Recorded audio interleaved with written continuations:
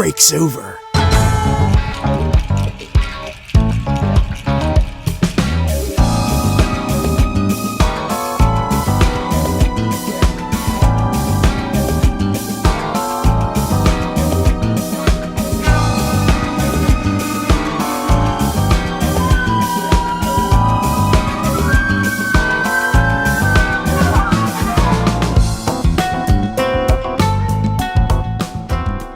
On our last outing, we grew our party to a respectable 8 members. We tried our hand at adventuring north by cutting through the embattled territory of Bast. Our intrepid adventurers unfortunately bit off more than they could chew, and almost became a bunch of juicy morsels themselves. We'd thankfully been able to limp back into the fishing hamlet with all of our limbs intact and a decent haul of scrap to boot. After we let our collective gonads crawl down out of our collective stomachs, we wheel and deal with the lonely trader. We've got the stuff he needs, he's got the stuff we need, you know how it goes. Oh, beep. Those don't work, buddy. Sorry. We unload most of the tech and grab a few odds and ends and set out again. I think we're in dire need of a break from the uncivilized world, so let's head somewhere a bit more learned, shall we? World's End is a far-flung stronghold of the Tech Hunters and houses the HQ of the Machinists faction. It's situated at the top of a mountain range to our west.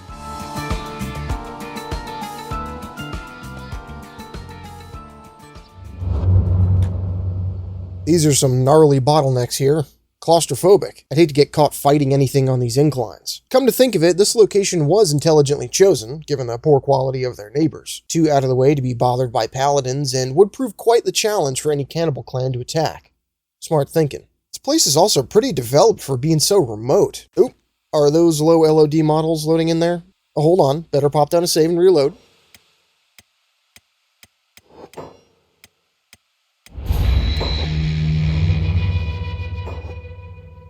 Ah, much better. But yeah, these guys are fairly well off for being situated, well, at World's End. A decently sized bar, weapon and armor shops, travel supplies. Tech Hunter towns are by far the best places to grab gear. They've even got some hydroponics going on up here. I guess that's the reward you earn by being generally intelligent, staying low-key, and keeping your nose out of major interfactional conflicts. At the back end of town is the Machinists Science HQ, what seems to be some kind of research institute or...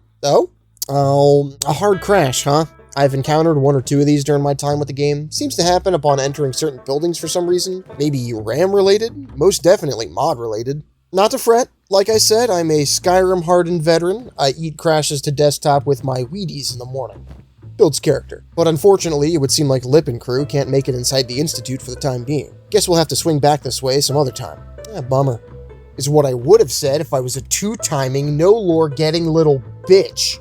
This is Beanhop. I didn't think you guys would be meeting him, to be honest. I use Beanhop to run back to the locations I need to reconfirm lore details at or to get pickup shots. In fact, the reason he's standing where he's standing right now is because the last time I needed him was for the intro of Skim Sand Shuffle. This puts him just a hop, lol, a skip, and a jump away from World's End. We'll just run him back over to get inside the Science HQ and see what we missed out on. Just suspend your disbelief and pretend this is Lip talking smack to these fools, okay? Uh-oh. That's a bad omen. Let's just... Yeah, alright. Those Okranite women, they're just screaming for a good time, and gotta treat them right. Me? I met a beautiful woman, wife of a priest she was. Long golden hair and the sweetest smile. Wait, what? I tell you, they got grace, those ladies. I taught her how to laugh, and she taught me how to give a shit. But hell, nothing lasts in this world. I got caught with my pants down. Literally. And yet here he stands to tell his story. Go on. How'd you do it? How'd you get out of that one, eh? Jumped from a 2-story window and managed to hitch a ride out of town clinging to the underbelly of a merchant's car. Had 50 paladins searching a place for me. Sounds like a hairy situation. Get it? I mean, goddamn, we're doing fucking puns now? Stop the story. You had me hooked in the beginning there, but your buddy ruined it. This is where I get off. Okay, moment of truth, and... nice. This is EO, assistant to the head of research here. We've actually read some notes penned by this fella, but more important for our purposes, he is a skeleton. Yeah, that's right. A skeleton. Buckle up, this is going to be a long section. Skeletons, fully sentient AI robotic humanoids. The Holy Nation considers them literal demons, but they're socially accepted by most cultures in the game. They are incredibly long-lived and are rare to see outside of certain places. Some of them have let's use the word complex relationships with humans, often thinking that we're all short-sighted amoebas compared to their more haughty, longer-term thinking perspective. Others, however, have integrated into human communities, like Io here. Come to think of it, this sort of makes them a sort of elf analog. Alright, listen to me, you knife-eared piece of shit. Yeah, see, they even have different variant races with different physical characteristics that set them apart from one another. A lot of them can date themselves back to before the apocalypse, which should make them crazy repositories of information, but they aren't. Apparently, most skeletons reset their memory cores from time to time, like factory resetting your old computer to extend its lifespan a bit more. Many of them claim that they have no memory of the before times, but the thing is, that's almost definitely a lie, even coming from the skeletons you can recruit into your party or start the game as. There's plenty of dialogue barks in the game for meeting specific factions or accessing certain locations, but there's a good number of lines that are unique to skeletons. Lines which reveal a bit more about the location than you would otherwise get from a fully organic party. Places like the Eye will prompt dialogue about that thing still being here and that it's still chugging away. So some of them clearly do remember. The memory reset thing might be true. Maybe some skeletons really do have hardware issues and can't remember. There's plenty of examples of that in the game. Skeletons becoming damaged and acting erratically, But it's like saying every person on Earth has gotten an erection from popping balloons. Sure, maybe some people allow for the definite variance of human or robot nature and probability, and well, there you go. So Io. It would probably be important for him to iron out whether he remembers or not, being a historian, right? And now that is the juiciest bit of all. He remembers. Oh boy, does this bastard remember. If you bring a skeleton party member to meet with him, Io has a short exchange with them. So here, Yeah, ribs. Yeah, ribs is good. Run our asses through the Holy Nation, take care to avoid paladins, run our asses up the mountainside, pop down a save, reload, enter World's End, and waltz into the... God damn it. Reload again. Where is he? I want to talk to the bastard, and no CTD is going to stop me from doing it. You! I have some questions about your work. Look, you don't need to worry. No one will ever know the truth. As long as I am Finch's second in command, I will see to that myself. Let's not waste each other's time with this act anymore. Oh shit! Anything to say, Ribs? Anything at all? Is that silence from lack of player agency in the narrative, or are you in on this one too? A2? Brute? At long last, we have come to the biggest question in the narrative. The skeleton conspiracy. How much do they know? Is there a concerted effort on the part of every skeleton character in the story to keep humanity in the dark over what happened to cause the downfall? The whole race. All of them. Aside from the occasional offhand comment about trivial tertiary shit, are they united in a comically ghoulish solidarity to rewrite history through lies of omission? I'm gonna start reading scripture here in a second. Now, before you pen a letter or a comment to Chris Hunt or me, calling him some flavor of bigot, know that it is more complex than that. There are reasons why even a well-intentioned robot might not find it in their best interest to blab about the possible atrocities they were, at best, unable to prevent, and at worst, maybe complicit in. It might just be societally understood amongst them that if you hit what is essentially a human race that's been reduced back to the Iron Age, albeit with some residual tech like electricity, with the sweeping, horrible truth about their two races' shared dark past, that they're probably not going to be mentally equipped to deal with it. It might not be that they're trying to trick humanity, it's more like they're just exasperated. Imagine having to explain the same shit over and over to an endless sequence of amoeba who are going to croak, at best, a minute into your total lifespan. Therein lies another philosophical question. What would happen to a human-type psyche after having been made to be alive for centuries, watching every flesh bag around you die? Again, if this is all a bit too abstract still, replace skeletons with elves and place all of this in a traditional fantasy setting, and it might become easier to digest. I mean, shit, which of the major factions could they even tell? Holy Nation? Fuck no. United Cities? Maybe. It would depend on the mood and inclination of the noble you're talking to, but they just don't seem to have their heads on straight enough to be chill about that. They probably just summon the guards and enslave you on the spot. Shek Kingdom? They got a pretty hot xenophobic streak going on too. Hell, maybe there were even some skeletons who tried to inform humanity about their dark past, but people like Io silenced them over the years. Or maybe it was an example of a type of natural selection. Those who tried earlier to reconcile their differences with humanity and keep the true and accurate histories were mostly killed off by the radical societies of the day, and the survivors learned it's better to keep their exhaust ports shut. Remember, it's very likely that the current state of politics and culture on the moon of Kenshi is currently the most progressive that it's ever been. Yeah.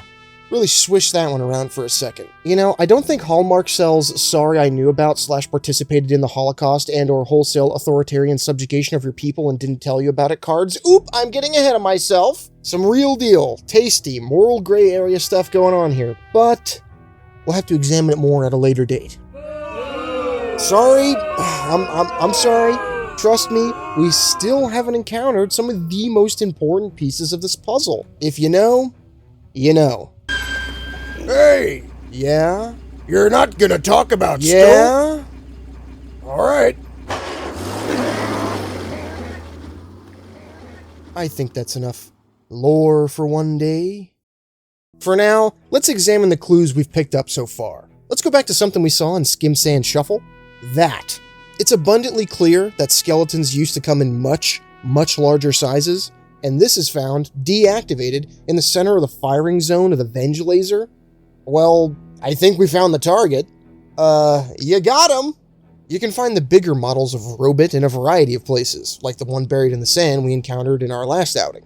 To summarize, at the very least, at this point in the story, we can surmise that the skeletons most definitely had some very important role to play in the downfall of humanity, probably adversarial. We can also piece together that, at least amongst some of them, there is an onus or societal pressure to keep it under wraps. For what reason, we don't know. For right now, let's just say that I'm not so convinced of the veracity of the Great Skeleton Conspiracy to the point where I'd kill every skeleton on sight, but it should definitely be getting an eyebrow raise out of you. But to get back to it, it looks like Io is using his position to guide history away from discovering anything significant about the old conflicts. You can even sort of math this out without the help from a skeleton character. In the series of notes about the Ashlands, Io seems to be the main voice guiding tech hunters away from the area. Tech hunter notes, the Ashlands. Excerpt. The Ashlands are officially unsurvivable. All previous expeditions there have resulted in the total loss of the teams. It's recommended that excursions keep to the surrounding areas, which should have some good finds. There's also his interview with Stonehead, the purported last surviving member of the Ashlands Drifters, in which Stonehead recounts how his whole crew was wiped out and generally comes across as having been driven mad by the experience. How about the fact that the entire section of notes about the Pool of Obedience, a seriously major location as far as the history of the setting goes, is completely occluded by ink and totally ruined? I'm on to you, man. That's it, you're going on the list, along with Longin and Gutterhead. You might make a big show of how bad your memory is, but mine is perfect. Count your days. What's that in your pocket? Oh my god. Anyway, the other person we can talk to here is Finch, the actual leader of the Machinists. He honestly doesn't have much usable data for us, seems legitimately dedicated to the task of record keeping, to the point of being annoyed with our bothering him. He does confirm that the Holy Nation statues outside the front gate are indeed for fooling paladins into thinking that they're good, honest practitioners. Another smart play. Now that we've seen what there is to see here, we can jump back to our proper timeline. Thank you, Beanhop. See you when I need to shoot the next intro, pal. Ribs? I'm on to you. On the way out of World's End, the team takes another way back towards home. The spine of the mountain seems to follow a fairly southward path. We've just got to watch our step. If the mountainous region in your game is giving me shades of High Hrothgar, you're doing something right.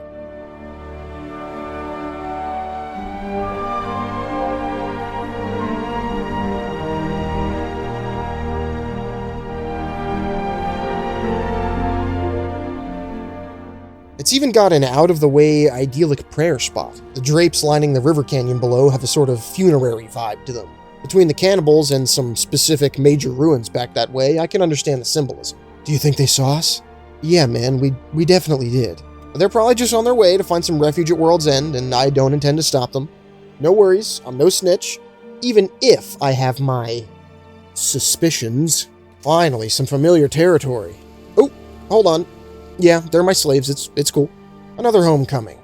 I spent a good couple of in-game days training and collecting copper. This is around the time I start experimenting with strength training as a legitimate strategy, although I think the easier method would have just been to have Ridley follow behind one of the miners as they haul the ore back and forth. There is a mod for this, but I don't know. Really missing that generator core right about now. I also decided to buy a female pack bull off of a nomad animal trader. Let's call her Lady. Lady has just jumped us up a caravan tech level. She eats like crazy, but she's got crazy storage capacity in return. Not only does that mean we can drag more gear along with us, but it means less of our fighters will be loaded down with heavy and debilitating traders' backpacks. Plus, once she sees some combat, this lady will eventually grow to be sort of a makeshift cavalry, disrupting backline crossbows and pulling off hit-and-run tactics. After our short break, we're planning our next move. Taking hive goods via caravan to United Cities towns is a tried-and-true method of financing our expeditions. So if it ain't broke, don't fix it. Plus, we're getting pretty adept at it, I think. After our previous trips, I narrowed down what seems to me a fairly efficient way of reaching Khatun and Mourning. We skirt the northern end of the swamp, dip a toe briefly into Venge, and then cut south into the bone fields. That way, we avoid getting bogged, down in the swamp and minimize our exposure to laser beams of questionable wattage. It's still a dangerous route, to be sure, and it'll only ramp up in risk the further south we get. The bone fields are no joke. And I'm not entirely convinced that there was a good reason to risk heading down there at the time I recorded this, aside from pure tourism purposes. Whatever, fuck it, we ball. Now, this route does start like most of our outings with a western heading, through Dust Bandit territory. We were bound to run into them eventually. Alright, at a cursory glance, it seems like a small group. I think I remember Beep or Lip and Soto sneaking past this encampment a time or two before. It might have been at night, but let's just keep our heads down and, no, that's good fucking lord! Ugh! They've got crossbows! Scatter every man or variant humanoid for themselves! Wait. This game's real time with pause. We got time to think. Take a chill pill. Or preferably an Adderall. You know what? These guys are nothing. We know what to do with dust bandits. Lead them to town, make them somebody else's problem. The local tech hunter outpost is just up the hill. There usually aren't too many guards there, but I think we can make up the difference with our own homegrown muscle. Yeah, go ahead. Just keep on coming. Follow the leader, dumbasses. I no longer see these fools as a credible threat, although I would forgive you for thinking otherwise. These are walking corpses, lightly armored and liquid assets. Just wait until I scrape the meat from the inside of your stupid spiky helmets and sell it to these nice gentlemen to melt down and turn into something I can sell. You are fungible. Okay, got a little heated there. I think I need another Adderall. In all seriousness, that one could have turned out bad. Another lucky save. I would have been more than willing to make nice and pay some kind of bribe to those bandits like they usually ask, but I spent all my cats on trade goods again. It's actually a good thing that I didn't. If you've had your attention span worn down by some short-form content like me, or suffer from some kind of attention deficit disorder, like most gamers, you might do the math and arrive at the conclusion that 5 minutes of running around and watching little dudes fight might not be worth the 20 real-time minutes of sorting through loot that comes after? Don't spend the time stripping all those bodies, the little voice says. It's way too time-consuming, it continues. Wrong. There was well over 20,000 ducats littering the ground back there. Probably a little more than that, considering I even cut myself off at any loot below 100 cats in value. So, suck it, little voice! Suck it!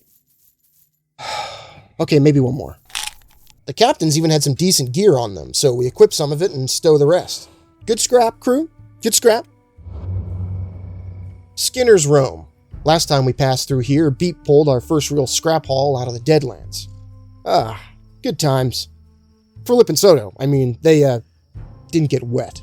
This place is so damn charming, especially at night with those little cricket chirps and the minimal wreckage. It's as close as peaceful to Kenshi can get, I think, when there aren't giant squads of hungry bandits chasing your tail at least. It's also parked right next door to another one of the most visually appealing zones, Shem.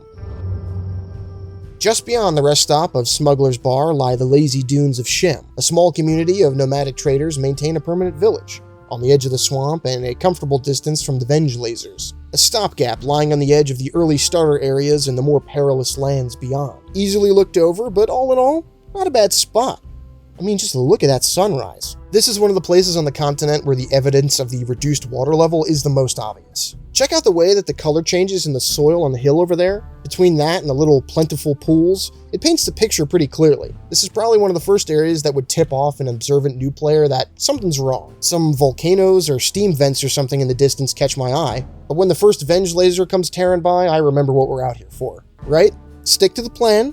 Time to divert course. I think that hungry bandits are one of the better allegories for combat in Kenshi, or at least the way that difficulty scales. In the early game, you probably think you can take them, but you can't. Then you get some skills, you get some gear, and then boom, you can fight a few malnourished homeless guys and win.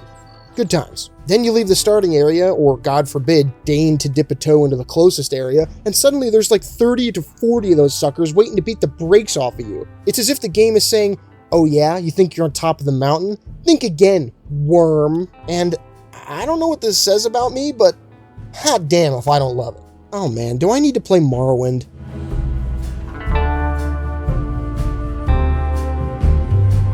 God damn, that's one big hunk of junk. The Forbidden Zone lies beyond. The way to the Ashlands. Survivors who have journeyed through here are hard to come by. People don't tend to come back alive. They find skinless corpses in the pits, say there's misghouls that flay and eat you. Misghouls don't exist. How do you know that? I know a guy who knew another guy that knew this woman whose second uncle saw one while he was selling cactus rub outside of Crabtown. Not real. I think Jew's uncle would disagree. Not real. They're real. I saw one once. It told me to eat more green fruits, then turned into a purple bone dog and melted in a... Wait, yeah, I remember. It was a dream. Just stop talking. How are any of us still alive? Dumb luck seems like the most likely answer. I think Fumin is the one who needs to lay off the hashish. People in glass houses, Fumin. That's Flats Lagoon off here to the east. Another good-looking piece of turf. We'll check that out on the road back. This is Mourning. It was a United Cities town. The barman cites a slave revolt as the reason for them pulling out. It probably used to be the linchpin that joined Clownsteady and Drifter's Last overland to the rest of the Empire. Now it's a tech hunter town, but I think that's just a relationship of convenience. It's more like an independently aligned rest stop for anyone heading further south. Its location underneath that huge wreck must make it defensible against the hostile wildlife around here. Come to think of it, what are we standing under right now? My mind usually goes to ruined spaceship hull when in doubt, but I'm not sure. Something about this thing, the way it's laid out in a line like that, it just screams...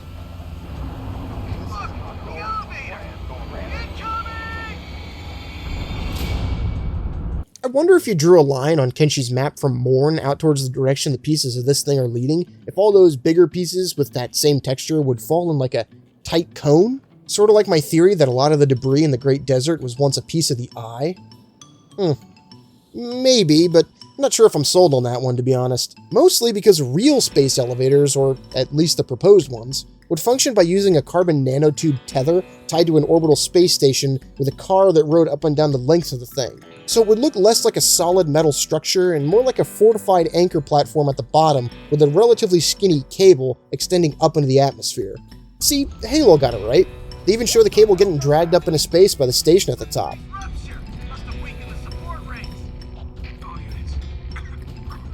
And New Mombasa is located, in the real world, close to the equator, which is where, ideally, you'd have to build a base of your elevator in order to maintain its associated station's geosynchronous orbit. Oh, Halo. Still alive! Sorry, that just happens to me from time to time. But following that tangent, this could be the wreckage from a space station that fell from orbit. One that burned away or lost most of its more sensitive components and has just been sitting here rusting away ever since. Okay, yeah, that's logically sound. Space station, final answer. In town, I grab a light rig pack for Lip to stow his medical supplies in. It's better suited to his role as a fast-moving medic than the previous bag he had on. And yeah, of course he gets a pair of Ashlander storm goggles. They're just too damn stylish to pass up.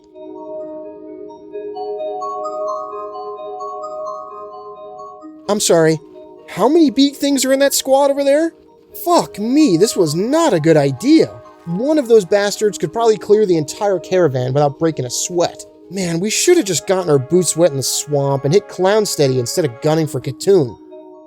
The Bone Fields. Beak Things Central.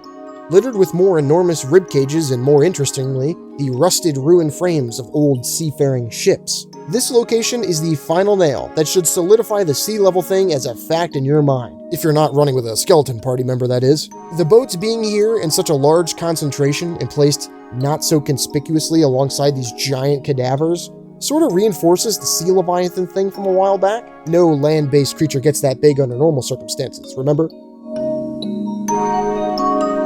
Khatun, one of the only safe bastions this deep in the southeast, supremely well situated on its high mesa and guarded by its double-gated cliffside path. This place is a sparkling jewel of a city, standing stark and proud against the incredibly hostile territory it's located in. Like I said earlier, this place is United Cities associated, but again, I get the feeling that the relationship is flimsy these days. Between the collapsing overland trade route past Mourning, the vast gulf of dangerous territory between here and the Great Desert, and the fact that what seemed like a major port is now defunct, it's probably only a matter of time before these southern estates fail entirely, or go independent. If there's anything you know about the city before actually arriving here in the game, it's definitely that they're the ones producing the highest quality weapons of the era. An industry that probably has made them a good chunk of cash. They're so pricey, in fact, that once we moved all our trade goods, I still can't really bring myself to blow money on any of this gear. I am well aware that some of our party's weapons are in desperate need of replacement, but blowing a couple G's on one sword isn't something I think we can afford at the moment. Another wasted trip.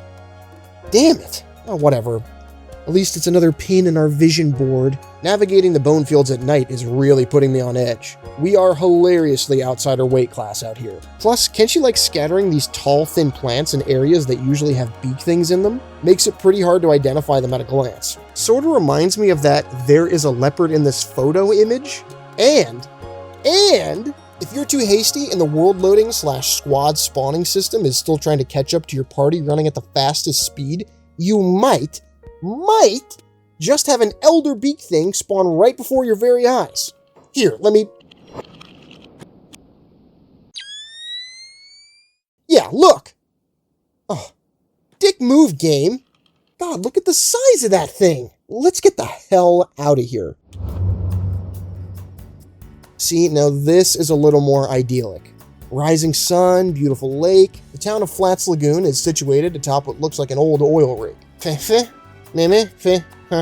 We're here to browse, emphasis on browse, around for gear. The town is one of the best places to stop for armor, after all. While we're doing that, let's try to expound on the water level thing, because it's come up a couple times, and I think there's a little more meat on that bone. We know that the shoreline is slowly receding, which is dour enough in and of itself, by the by. Like, how much fresh water is left on the whole moon? Is there an invisible timer ticking by on the lifespan of all water-dependent biological life here? It's probably still in the atmosphere, but does anybody have a moisture farmer STC laying around, or...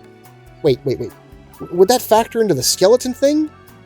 A question for later. What I wanted to touch on is, why is the waterline receding? To answer that, let's combine another couple of bouts of speculation we talked about. Firstly, the giant fossils. I theorize that they were probably the remains of some species of sea leviathan, given how big they are. Now, that implies that there used to be an ecosystem large enough on the planetoid to support the diet of a breed of such large creatures, but now, seemingly, they've all died off. Got it. Secondly, there is the plot thread of genetic engineering. We've seen it subtly in the Greenlanders, Scorchlanders, and Shek, and even less subtly in beak things. In fact, most fauna on the planet seems to be derived from some kind of earth-born species of animal. Bulls are bulls, goats are goats, gorillas have ape-like qualities, Garu are a little harder to pin down, but they seem like a wacky camel crossed with a bunny, maybe? Could account for the large herd sizes and the hopping gait. The various species of raptor are all obviously reptile in origin, with even qualities like the odd-ass horns being accounted for with, like, horned geckos and stuff. Shit, leviathans produce pearls, which suggests that they're mollusks, or maybe snails, which would be fucking weird. Why would you need to do that? Even things that aren't immediately recognizable as being derived from old Earth animals, like skin spiders, just look more fucked up the longer you look at them.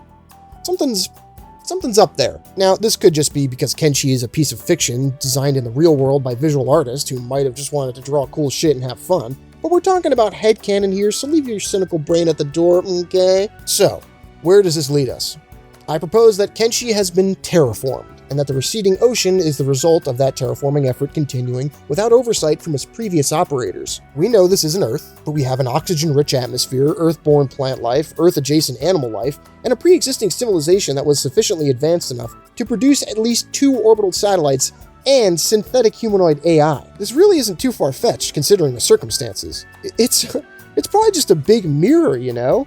Shit, the Russians already had one of those IRL back in the 90s. Given a stable orbit and no disruptions, it could conceivably be up there, redirecting sunlight at this planet as we speak. Now, you may be asking yourself, what the hell do the sea leviathans have to do with anything? Well, ask yourself this.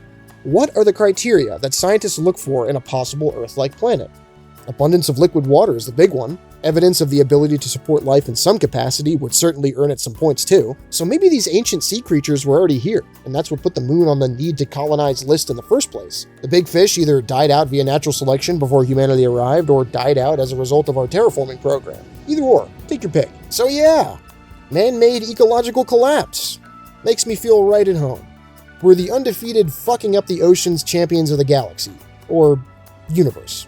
That I know of. At least. Also, after writing that, I checked if anybody else tapped into this idea before me, and yeah, there was at least a Reddit post that talked about it, so I'm not completely alone in my schizo posting here. Competing theory, something volcanic geysers. Let's move on. We actually did end up buying a few things during our stop here. A light pack for Crumble John. I like these little bags for my medics. Lightens their load a bit and clears up slots in their regular inventory. Hey, there's some more of that police armor. Looks sufficiently futuristic. We also grabbed a ranger crossbow, a quiver, and a bunch of bolts. Now, this is before I woke up to the absolute stopping power of a crew of trained crossbowmen, especially against soft targets. So, unfortunately, this thing goes woefully underutilized for a longer time than it should have. Still not content with how limited our exploration was on this trip, so on a whim I end up taking the party east, to see if we can track down any ruins in that direction. We skirt our way through the edge of Stove's Gamble and just dip our toes into Grey Shelf. Oh man, look. I still think green fruits are food items at this point in the run. These ruins are our saving grace income-wise, and we got pretty lucky in finding this one. Some of the other ones I'd found on my first playthrough of the game, where I just decided to run with my naked guide to as many corners of the map that I could, just to see what I could see, but I never made it to the farthest southern locations with that character, however. This one really was a stroke of good luck. Good find. Beep does what he does best and hoovers up all the best stuff. We get evicted from the site when a black gorilla comes strolling through, though. Probably for the best. We end up kicking the snot out of a poor bone dog that we stumble across, and for some reason, Beep decides that this is his moment to totally lose his fucking cool. Yes! Beep wins! Beep is the strongest warrior. All Beep's enemies will be destroyed. Beep is the strongest now, and there will be changes. What the fuck, Beep? Beep. Yeah, dude, put a lid on that one. Behave yourself! Did you ever know somebody in high school who got bullied seemingly without cause, and then once you start to get to know them a bit better, they start to give you the heebie-jeebies? Just to be clear, I'm not talking about somebody who was just like into Steven Universe or anime and got bullied a bunch. I grew up in a small town. I know what it's like to be the only person in your area who's super obsessed with Warhammer or whatever. I'm not advocating for bullying. I'm talking about going over to your fringe, seemingly persecuted acquaintance's place and figuring out that all he does is like kill birds in his free time, or that he stalks girls at your school or something, and you have that, oh shit, what did I get myself involved in moment. Wait, what did you just say? About Mein Kampf? I really hope this isn't one of those times. Beep, when we get home, we're gonna have a long conversation about boundaries and maybe some lingering control issues, alright, pal? And hey, listen, man, I really don't want you hanging around my sister anymore, okay? As we get further into these volcanic canyons, more of this black soot comes billowing down on us. Are there really volcanoes that just blow black smoke 24/7? I tried looking online, but I didn't come up with anything substantive.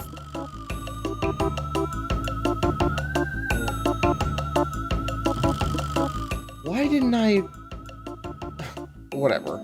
It's a cool visual, who cares? Whilst we're traipsing through this improbable biome, we get a new town marker on our map. Well, that's odd. It looks like it's inside one of these smokestacks. I head glitch my camera up these jagged slopes until I eventually manage to get a good look at Spring, the anti-slaver HQ. Oh yeah, look, this one wasn't venting smoke. Good spot for a concealed hideout. This is pretty remote. The AI pathfinding takes us up this fairly well-hidden path up the side of the rise. I don't think I would have been able to spot that on my own coming from this direction. Yeah, look, I didn't even see it. Oh man, this is the swankiest hidden town we've stumbled across yet. Tin Fist. Yeah, did you ever notice how I never physically described him back when we were talking about the United Cities? That's because he's a skeleton. See, this is why I was hesitant to say that all skeletons are totally evil. Leading a slave revolt is basically one of the most morally justified things a person can do. Unfortunately, this is where I have to do some covering of my ass, because I was doing a fair share of shitting on Tin Fist and his efforts not too long ago. I do think I should at least explain my hesitancy a bit further. I wasn't saying that it was bad that old Aluminum Slap and the boys were doing what they were doing. I want to make sure I made that clear. It's more that I don't see evidence of a replacement for the system that they're overthrowing. And I also didn't think that my dipshit squad was trained enough to do anything useful at the time. Which was correct. The anti-slavers only allow characters who have actually accomplished something into their ranks, not just a handful of unwashed nobodies. Well, they do if you're an ex-slave, but none of us are. Plus, with games like this, you generally don't want to throw your lot in with a certain faction until you know what you're selling. If we'd gone fully into the rebel farmer anti-slaver route early, we wouldn't have been able to access all of the United Cities, which has been the main economic engine of the playthrough so far. We have to replace that with another source of income before we have the freedom to maneuver. Scrapping ruins is chump change compared to trading runs. I guess you could say that we've been economically incentivized to not work against the status quo. Which is, wow, I've never had a game do this to me before. Did I open Disco Elysium by accident? But Copper Jab, Tin Fist, the anti-slavers. Their entire MO is deconstructing the institution of slavery on the continent. Admirable goal, I agree. But what comes after? You have to have a plan for that. They don't show it in Return of the Jedi, but what came after blowing up the Death Star and killing the Emperor was probably decades of things, like reconstructing government institutions from the ground up, renegotiating deals with existing planetary governors, or, God forbid, money-hungry corporations, and, of course, rooting out lingering loyalists from the previous fascist administration. If you don't have a plan, a blueprint for your new society, a vision that you share with your compatriots, you end up with this. The Gorman Front, the Partisan Alliance, sectorists, human cultists, galaxy partitionists, they're lost. All of them lost. Now, I don't live in Aluminum Uppercut's head. Skeletons are long-term thinkers, like we established. He could have a plan up there. Maybe certain human ills, like slavery, can only really be undone by someone with enhanced foresight and the wisdom of a skeleton. Except... Point is, I didn't know the play. I still don't. It's a long and arduous road to travel when you're trying to build a better world. And hey, we never get to see what kind of system replaces slavery in the United Cities should the rebellion be successful, but what we can see is the horrible injustices of slavery right now. We'll probably throw our lot in with these guys one day, but today is still not the day. We've got to cut our teeth a bit more before we're ready for that. For now, why don't we just help ourselves to some free downtime here in Spring? A special thanks to the wonderful patrons who bankroll these videos. A heartfelt thanks to Thomas Bomber, Empire Doom, Interesting Squirrel, Galbatrix, Original Peter, Trench Gun, Eggs and Toast, Ethan, Jesse Watson, Victor Sales, Alfarius Omegon, Joseph McClelland, Teeth, Kaylee, Tsar Nicholas II, Seamus Folan, Will6529, and Dastardly Jack. Another foray down. Here's what the map for this trip ended up looking like. To update our area checklist, we've now visited 29 of the game's 72 zones. That's more than a third of the world's map we visited. Not fully explored, mind you, just walked through at some point. Still, it feels like progress. Not entirely sure where the next few episodes will take us. We're actually finally getting to the end of my original run of recordings of the game. I've actually done a couple playthroughs since then, just to get a better feel for the mechanics and various pitfalls of later areas. I'm still mostly clinging to my permadeath style of play with the save. The story of our characters would end pretty unsatisfyingly if they just got abruptly bodied by reavers or fishmen or something like that.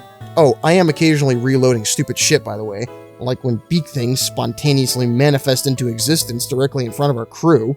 That feels a bit unfair. The game is pretty janky from time to time, as I'm sure you know. That does mean that the gameplay in the upcoming Kenshi videos will be recorded utilizing all the information I've learned from my other saves. Hopefully we're blundering around like novices less and making more informed decisions. Oh, and I've realized I've been unconsciously quoting Wendigoon at the end of all these videos.